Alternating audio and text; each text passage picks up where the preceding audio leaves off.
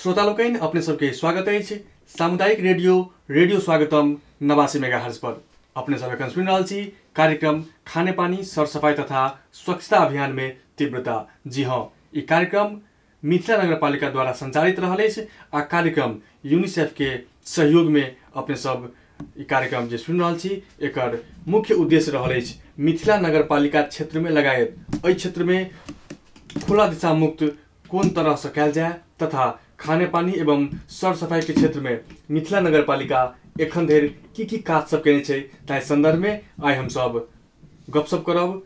आ ओहि के लेल आजुक कार्यक्रम में हमर सबके स्टूडियो में आमंत्रित करने छियन मिथिला नगरपालिका के उप प्रमुख उप मेयर तारा लामा जी के जे तारा बस्नेत लामा जी के हुनका से हम सब जे गपशप करब जे खास करके मिथिला नगरपालिका के जे विभिन्न वार्ड सब छै ओहि वार्ड में खाने पानी के अवस्था जे एखन छै ओकरा केना विस्तार कयल जेतै केना एखन के अवस्था से बढ़िया कयल जेतै एतऽ के आम नागरिक के एतऽ के आम नागरिक के कोना के स्वच्छ खाने पानी देल जेतै ताहि के लेल नगरपालिका के की योजना रहल छै आ चालू आर्थिक वर्ष में की काज सब भ रहल छै ताहि संदर्भ में हुनका साहब गपशप के सिलसिला के आगा बढ़बै छी। अपने सबके जानकारी करा दी जे ई कार्यक्रम अपने सब सोम दिन सुनै छी आई रात में सेहो अपने सब 8 बजे सुनब कार्यक्रम लक उपस्थित भ गेल छी हम बटुकनाथ झा। सबसे पहले हिनका स्वागत करै छी। तपाईलाई स्वागत छ कार्यक्रम खाने पानी सरसफाई तथा स्वच्छता अभियान में। नमस्कार, यहाँलाई पनि धन्यवाद। आजको जुन यो कार्यक्रम छ खास गरी हाम्रो कार्यक्रम केन्द्रित भएको छ यो खाने पानी सरसफाई एवं यो खास गरी मिथिला नगरपालिका क्षेत्रमा जुन खुला दिशा मुक्त क्षेत्र घोषणा गर्ने नगरपालिकालाई खुला दिशा मुक्त घोषणा गर्ने जुन अभियान छ ती सन्दर्भमा आज हामी संवाद गर्नेछौँ। सबभन्दा पहिले तपाईसँग एउटा सानो जिज्ञासा यो जुन मिथिला नगरपालिका क्षेत्रमा खुला दिशा मुक्त अभियान जो सञ्चालन भएको छ त्यसको अन्तिम अवस्थामा पुगिसकेको छ। अब यो मिथिला नगरपालिका क्षेत्र खुला दिशा मुक्त क्षेत्र घोषणा हुन कति टाइम बाँकी छ?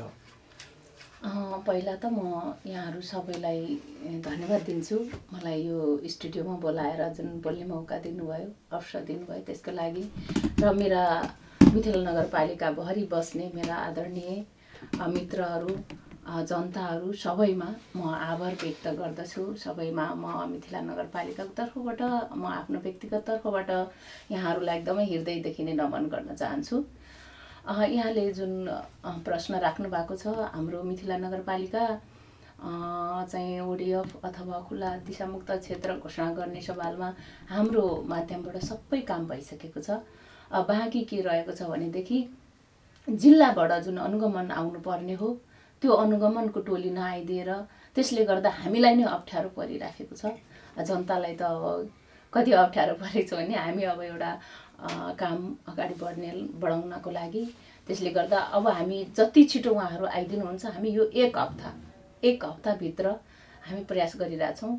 एक हप्ताभित्र चाहिँ हामी खुल्ला दिशामुक्त क्षेत्र घोषणा गर्नलाई तयारीमा छौँ। अनुगमन आएकै दिन चाहिँ हामी घोषणा गरिहाल्ने। खास गरी योभन्दा पहिला हामीले जानकारी प्राप्त भएअनुसार जो वडा नम्बर 3 मा खुला दिशामुक्त घोषणा भएको थिएन, त्यहाँ केही काम बाँकी थियो। त्यहाँका वडा अध्यक्षसँग तपाईको कस्तो समन्वय छ, के जानकारी तपाईले पाउनुभयो? एकदमै राम्रो छ। हामीले जस्तो टोयलेट नहुनेहरूलाई जसको आफ्नो क्षमता छ उहाँहरूलाई बनाउनलाई चाहिँ बढी प्रोत्साहन गरियो र जसको छैन गरिब परिवारहरू आर्थिक रूपले चाहिँ एकदमै विपन्न भएका परिवारहरूलाई चाहिँ हामीले मिथिला नगरपालिकाले नै टोयलेट बनाउने रिङहरूको व्यवस्था गरिदिएका छौँ। खास गरी तपाईले एकदम राम्रो कुरा गर्नुभयो। जोसँग क्षमता छैन त्यो टोयलेट बनाउने शौचालय बनाउने उहाँहरूलाई नगरपालिकाले नै सपोर्ट गर्छ। त्यो सानो सपोर्टले उहाँहरूको त्यो खुला स्थानमा शौच गर्नु को काममा उहाँहरू गर्नुहुन्न।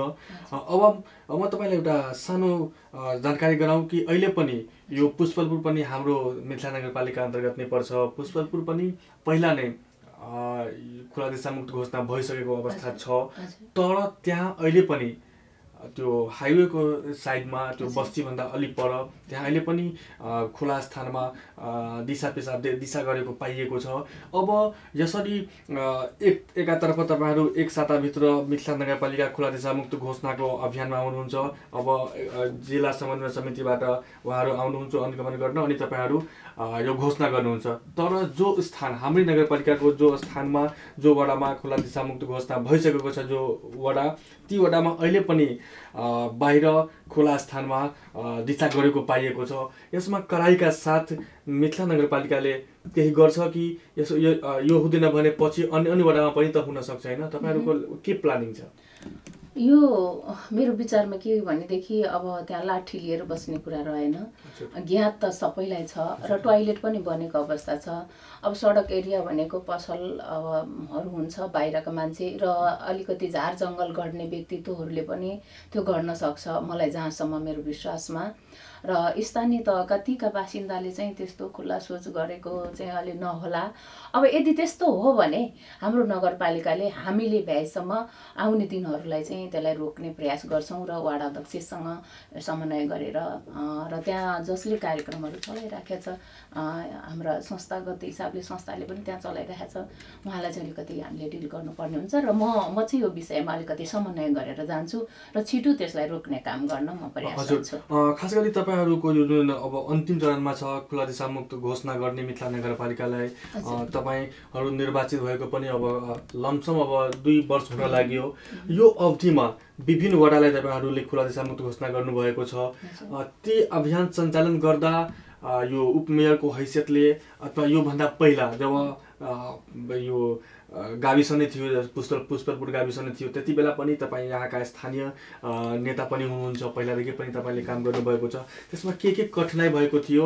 स्थानीयवासीलाई तपाईँहरू खुला स्थानमा दिशा नगर्नुहोस्, चर्पी बनाएर त्यसमा दिशा पेसाब गर्नुहोस्, यसले समस्या हुन्छ, चर्पीमा गर्दा विभिन्न प्रकारका रोगबाट बस्न सकिन्छ, तपाईँहरू के उहाँहरूलाई भन्नुभयो र के समस्या भयो, के चुनौतीको सामना गर्नु परेको थियो विगतमा?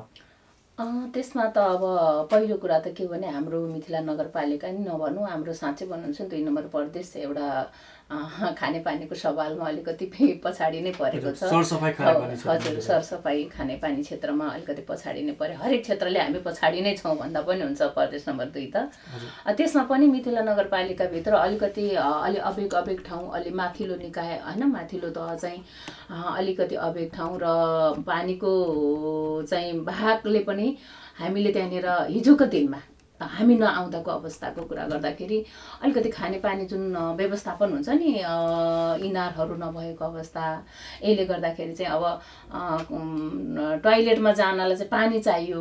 अब पानी नभएको कारणले चाहिँ कसरी टोयलेट गर्ने भन्ने कुराहरूले गर्दाखेरि चाहिँ अलिकति त्यस सवालमा चाहिँ हामीलाई अलिक गाह्रो भइराखेको थियो। त्यहाँ एउटा 4-5 वटा इनारहरू बनाइदिएको थियो एउटा संस्थाले, अहिले पनि त्यो पुरानो इनारहरू छँदैछ है। र अहिलेको सवालमा चाहिँ अब किनभने त्यहाँ खानेपानी बोर्डिङ पनि भइसकेको छ, एकदम राम्रो, तपाईँलाई 4 इन्ची पाइपमा एकदम मजाको पानी आएको छ। म गइराखेको छु त्यहाँनिर र इनारहरू पनि हामीले बनाइराखेका छौँ। र अब हामी आइसकेपछि र आउने दिनमा चाहिँ अब त्यस्तो नहोला। चुनौतीको सवालमा कुरा गर्नुहुन्छ भने जनतालाई अलिकति के हुन्छ र भन्ने खालको र उहाँहरूलाई चेतनाको कमीले पनि यसले वास्तवमा हामीले बाहिर चाहिँ सोच गर्दाखेरि त्यसले चाहिँ हामीलाई स्वास्थ्यमा कति असर पार्छ भन्ने कुरो जानकार नभएको कारणले पनि उहाँहरूले त्यो चाहिँ अपनाउनु भयो भन्ने मलाई महसुस छ। र हामीले चाहिँ चेतनामूलक कार्यक्रमहरू जस्तो सडक नाटकै भयो, प्रभावकारी चाहिँ त्यस्तो हुँदो रहेछ, जस्तो रेडियोहरूबाट भयो सूचना दिने काम गर्दाखेरि अहिले चाहिँ अलिक सचेत हुनु भएको छ जनता। विगतभन्दा अहिले यो मिथिला नगरपालिका क्षेत्रका स्थानीयवासीहरू अब शौचालयमा उहाँहरू दिशा पेसाब गरिरहनु भएको छ, पहिलाभन्दा सुधार भएको छ एकदमै। उपमेयरजी, तपाईँले अहिले भर्खर भन्नुभयो विगतमा जे अवस्था थियो, अब पानी छैन भने कहाँ दिशा पेसाब गर्ने समस्या थियो, यो क्षेत्रमा पानीको अभाव छ। अब हामी आएपछि केही एनजिओले गैर सरकारी संस्थाले पनि इनारको व्यवस्था गरिदियो। अब नगरपालिकासँग आफ्नो बजेट पनि छ, कम छैन, नगरपालिकासँग थुप्रै बजेट हुन्छ।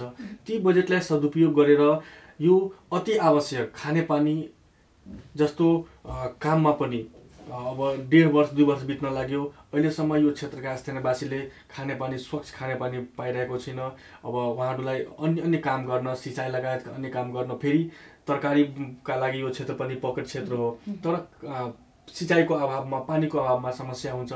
उहाँहरूलाई खास गरी स्थानीयवासीलाई स्वच्छ पानी दिनको लागि नगरपालिकाले यो आर्थिक वर्षमा के काम गरेको छ, अथवा तपाईँहरूलाई आगामी दिनमा के काम गर्ने योजना छ? कार्यपालिकाको बैठक पनि बस्छ होला होइन, अनि त्यसमा के तपाईँहरूले निर्णय गर्नुभएको छ? अब मैले अघि भने अलिकति म पछाडि गएँ, जस्तो अघि तपाईँले भन्नुभयो एनजिओले चाहिँ हिजो हामी नआएको अवस्थामा गरेको कामको मात्रै अब अहिले चाहिँ हामीले नगरपालिकाले त्यहाँ बोर्डिङ पुष्पलपुरको सवालमा हामीले बोल्नु पर्दाखेरि 4 नम्बर वार्ड मिथिला नगरपालिकाको त्यो बोर्डिङको पानी मैले अघि पनि भने र इनार पनि छ त्यहाँ। अहिले खानेपानीको हिजोको संस्थाले गरिदिएको इनार लगायत नगरपालिकाले लगानी लगाएर बोर्डिङ जुन चाहिँ आएको छ त्यहाँ अहिले चाहिँ माथि हाई ट्याङ्क बनाउन लागिराखेका छन्। त्यसले गर्दाखेरि अब पानीको सवालमा पुष्पलपुरको सवालमा त्यति कष्टदायक चाहिँ नहोला जनताहरूले। त्यही पनि हामी के छ भनेदेखि पहिलो प्राथमिकता पानी नै हो। जनतालाई पानी, पिउने पानीको घाँस बाँस कपासका कुरा गर्दाखेरि जीवन धान्नलाई पानी चाहिन्छ। पानीको सवालमा हामीले यति धेरै इनारहरू हामीले दिएका छौँ डिबोर्डिङहरू सिँचाइको लागि भनेर, अनि हामीले दिएका छौँ भने अझै पनि हामी हेर्दैछौँ कुन कुन क्षेत्रमा हामीलाई चाहिँ आवश्यकता छ, त्यसको चाहिँ मूल्याङ्कन गरेर र आउने जुन अब नगरसभाबाट चाहिँ हामीले यसलाई पहिलो प्राथमिकतामा राख्छौँ। यो आर्थिक वर्षमा मिथिला नगरपालिका क्षेत्रभित्र, यहाँका हरेक वडाभित्र सङ्ख्यामा भन्नुपर्दा कतिवटा नयाँ इनार उहाँहरूले पाउनु भएको छ अथवा बन्दैछ यो आर्थिक मसानभित्र बन्छ, केही आइडिया छ नि तपाईँसँग? म त गर्नै नसक्ने अवस्थामा छु।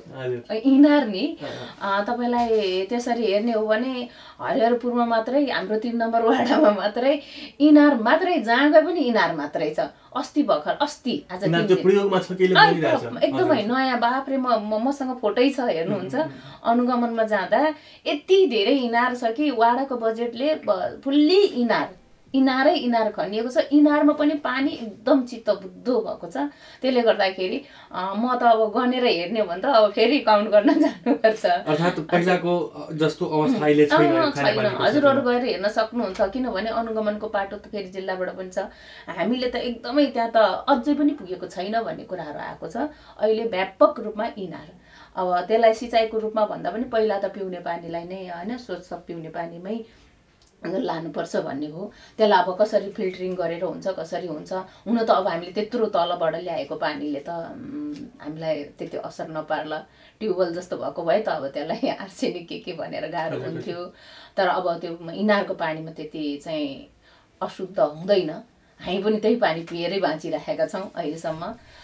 त्यसले गर्दाखेरि एकदमै राम्रो छ। अनि अब हरेक वाडामा इनार नखनेको वाडा कुनै पनि छैन। खास गरी हाम्रो धनुषा जिल्लाको सबभन्दा उचाइमा पर्ने यो मिथिला नगरपालिका वडा नम्बर 9 हो, सायद वडा नम्बर यो तुलसी 11 नम्बर वडा छ।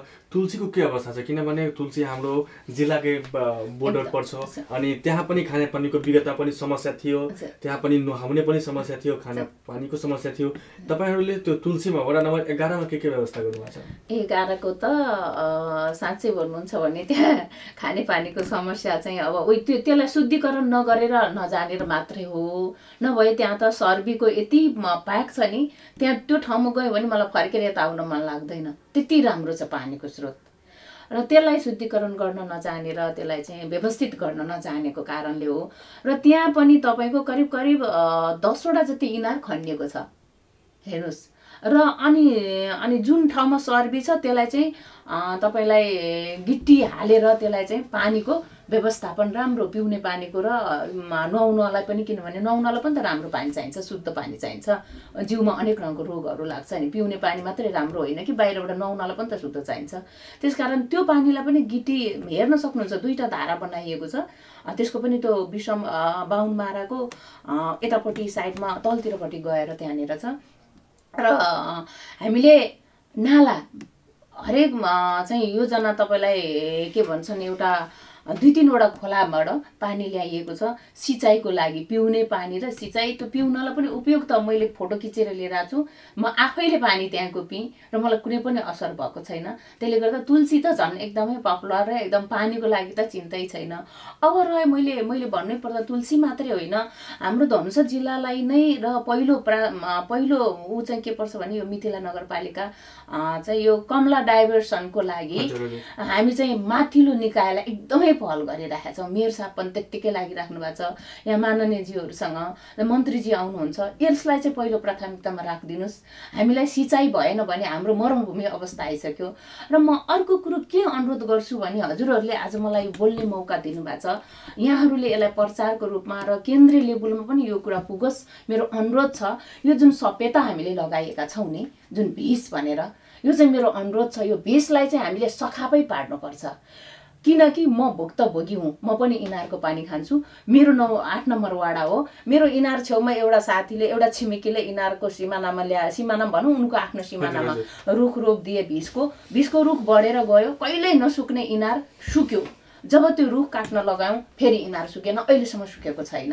त्यसकारण त्यही पुष्पलपुरमा 4 नम्बर वाडामा तपाईँलाई 17 रिङ धसाउँदा त्यहाँ त्यो मसलाको चाहिँ जरा भेटाइयो। तपाईँलाई 3 किलोमिटरको पानी चाहिँ त्यसले तानेर चाहिँ पानी मर्मभूमि बनाउँछ भन्ने कुरो चाहिँ मैले महसुस गरेको छु। र केही वैज्ञानिक तत्त्व जे अनुभवकर्ताहरूले यसलाई चाहिँ म्यासेज ल्याइराखेका छन्। एउटा रुख जो तपाईँले सपेता भन्नुभयो, भिक्स भन्नुभयो, हजुर, एक दिनमा करिब 25 लिटर पानी खान्छ। 40 लिटर तपाईँ भन्नुभयो। यो सर्वेले के भन्छ, यो वैज्ञानिक कारण हो, ऊ खान्छ। अब विगतमा हाम्रो जिल्ला वन कार्यालय मार्फत धेरै स्थानमा, खास गरी यो क्षेत्रहरूमा यो सपेता लगाएको थियो, जस कारणले गर्दा पनि अहिले जुन खानेपानीको समस्या छ त्यसको धेरै कारणहरूमध्ये एउटा त्यो पनि कारण हुन सक्छ। अब तपाईँको एरियाभित्र, मिथिला नगरपालिका क्षेत्रभित्र नयाँमा फेरि हाम्रो जिल्ला वन कार्यालय मार्फत अहिले पनि सपेता बाँडिँदैछ होइन। अब तपाईँको नगर क्षेत्रभित्र यस्तो सपेता नलगाउनुहोस्, यसले पानीको स्रोत, पानीको मुहान नै सुक्छ। अनि तपाईँ योभन्दा पहिला पनि भन्नुभयो त्यो यहाँ तुलसीमा खानेपानी छ, तर खानेपानीलाई के भन्छ प्युरिफाई गर्न उहाँहरू जान्नुहुन्न होइन, तपाईँले भन्नुभयो। अब हाम्रो नगरपालिकाले विभिन्न प्रकारका तालिमहरू दिन्छ, त्यसमा बढी बजेट लाग्दैन। अब त्यो बाहुनमारा तुलसी, विगतको तुलसी गाविसलाई केन्द्रित गरेर किन नगरपालिकाले पानी शुद्ध गर्ने ट्रेनिङ दिँदैन? यसको लागि पनि त केही बढी त खर्च हुँदैन। तपाईँहरूमा अब मेयर, उपमेयर अथवा त्यहाँका वडा अध्यक्ष मिलेर पनि यो त गर्न सकिन्छ नि। तपाईँहरूको सानो प्रयासले त उहाँहरू त पानीलाई प्युरिफाई गरेर। ठ्याक्कै मैले हजुरको कुरा काट्दै ठ्याक्कै मैले के भन्न खोजेको भने जुन ठाउँमा चाहिँ पानीको सर्बी राम्रो, धारा पनि बनाइएको प्राकृतिक धारालाई, अनि त्यो चाहिँ पिउनलाई अलि सुटेबल नभएको चाहिँ महसुस गरेर त्यसलाई चाहिँ क्वालिफाई हामीले चाहिँ एकदमै शुद्धिकरण गर्नलाई गरेर पनि व्यवस्थित गरेर धाराको सिस्टम बनाइसकेका छौँ भनेको मैले। हिजोको दिनको कुरा गरेको पिउने पानीलाई चाहिँ व्यवस्थित गर्न एकदम राम्रो छ। त्यसमा चाहिँ दुई मात्रै छैन। यहाँहरू ढुक्क हुनुहोस्, हेर्न जान सक्नुहुन्छ। यहाँहरू त हाम्रो त अब चौथो अङ्ग भन्ने कुरो छ होइन, त्यसले गर्दा राज्यको चौथो अङ्ग भन्ने छ, यहाँहरूले हेर्न सक्नुहुन्छ है। र मैले अर्को कुरो के भने, मेरो कुरा हजुरले बिचैमा काटिदिनु भयो। यो चाहिँ के हो भनेदेखि सपेता मैले यो वन कार्यालयदेखि लिएर हाम्रा मन्त्रीज्यूहरूको भेलामा होस् जहाँ पनि र जनताको बिचमा जाँदा म उहाँहरूलाई यसरी ग्यारेन्टेड एउटा चाहिँ ठोकुवाको रूपमा म आफूले भोगेको हुनाले यो वैज्ञानिकले पत्ता लगाएको कुरा सबै कुरो सत्य हुन्छन् भन्ने कुरो पनि रहेनछ भन्ने चाहिँ मैले महसुस गरेको छु। तर यसलाई अन्यथा नलिदिनु होला, किनभने हामी भोगी हौँ। अनुमानको भरमा र भोग गरेर आउनुमा फरक पर्दो रहेछ। यदि त्यो मेरो इनार छेउको रुख नकाट्दै गए अहिले पनि हामी पानीको। र अर्को कुरा के ख्याल गर्नुहोस् भने यो के अरे जुन अवधारणा ल्याइयो नि, वैज्ञानिक पद्धतिको रुख भनेर अवधारणा ल्याइयो, के अरे आली आलीमै सपेता, गरिबी 10 वर्षमै गरिबी बेपत्ता भन्ने जुन अवधारणा ल्यायो, यो चाहिँ जलमग्न क्षेत्रमा लाउने कुरा हो। यो हाम्रो धनुषा जिल्ला अथवा हाम्रो चाहिँ हाम्रो देशमै यो चाहिँ चाहिने ठाउँ छैन मेरो विचारमा। यो सपेता चाहिँ हाम्रो नेपालमै चाहिँदैन भन्छु म त।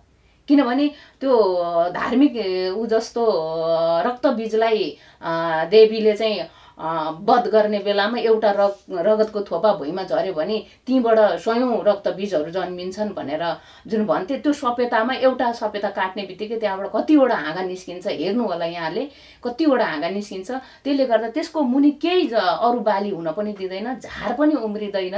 यो चाहिँ अनुभव, हामी त कृषिबाट आएका मान्छे, हामी कृषक हौँ र यसले गर्दा कृषकहरूलाई साह्रो मर्म परेको छ, मार परेको छ। मेरो चाहिँ सम्पूर्ण यहाँहरू जसले सुन्नु भएको छ, जहाँ जहाँ यो म्यासेज पुग्छ, यो हाम्रो स्वागत रेडियोले जहाँ जहाँ पुर्याउन सक्नु भएको छ, मेरो सबै चाहिँ यहाँ जनताहरूको बिचमा मेरो अनुरोध छ कि यो सपेता, यो भिसलाई चाहिँ यसलाई चाहिँ न्यूनीकरणै गर्नुपर्छ, यसलाई सखापै पार्नुपर्छ। यसले गर्दा आउने पिँढीको लागि भविष्य राम्रो हुन्छ।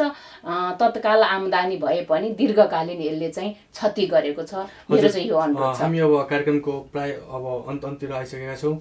अन्तिममा तपाईँसँग एउटा जिज्ञासा, मिथिला नगरपालिकाले अब हाम्रो प्रदेशै यो मिथिला नगरपालिका जनकपुर नजिक छ, जनकपुर पनि प्रदूषित भएको अरू ठाउँबाट आएका पर्यटकहरूले भन्नुहुन्छ। खास गरी हामीलाई सरसफाइको क्षेत्रमा पनि धेरै काम गर्नुपर्ने छ। मिथिला नगरपालिका क्षेत्रभित्र सरसफाइको अवस्थामा, सरसफाइको सवालमा नगरपालिकाले अहिलेसम्म के गरेको छ र तपाईँहरू अब के गर्नुहुन्छ? सरसफाइको लागि तपाईँहरूले जुन बजेट पनि छुट्याउनु पर्ने हो, नगरपालिकाको दैनिक सरसफाइको लागि त्यहाँका सवारी साधन प्रयोग गर्नुपर्ने हुन्छ।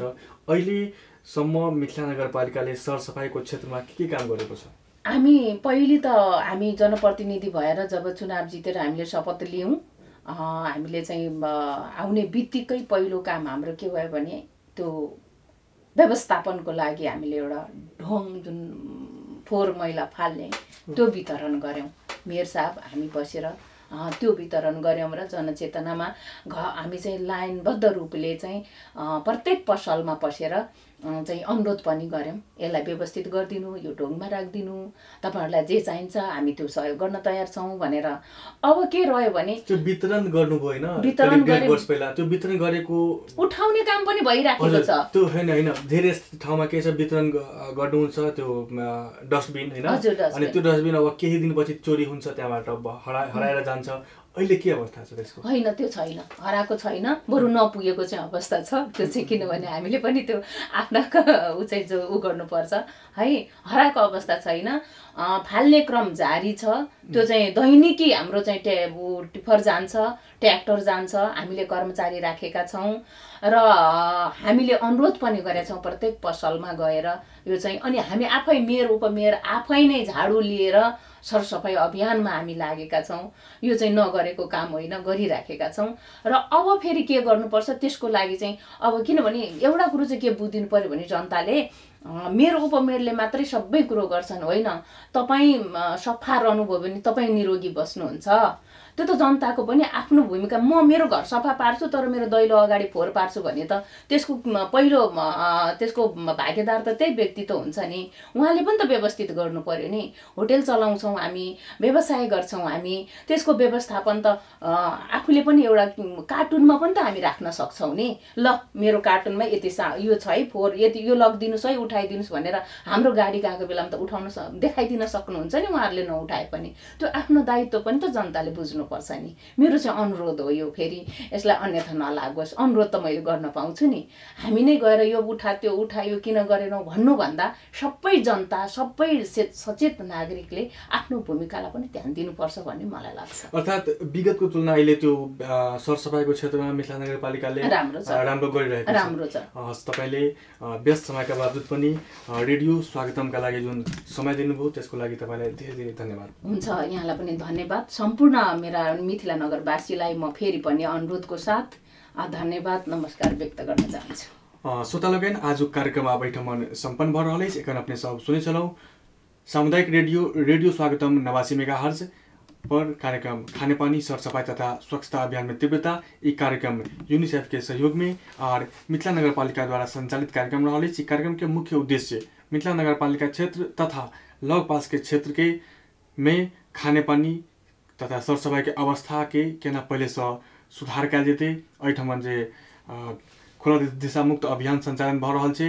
मिथिला नगरपालिका अब एखन अपने सब सुनलहुँ है किछु देर पहिने मिथिला नगरपालिका के उप प्रमुख कहलखिन जे अब हम सब एक सप्ताह के भीतर में मिथिला नगरपालिका के खुला दिशा मुक्त घोषणा करबै। ताहि संदर्भ में आई हम सब संवाद केलहुँ। आगामी दिन अन्य अतिथि के संग कार्यक्रम में उपस्थित हेबे करब। एखन के लेल अतिथि, प्राविधिक मित्र एवं एखन रेडियो स्वागतम 89 मेगाहर्ट्ज सुन रहल संपूर्ण श्रोता लोगन के धन्यवाद दैत कार्यक्रम से हम बटुकनाथ झा से हो जेबाक आज्ञा चाहै छी। अपने सबके समय शुभमय बीतय। नमस्कार।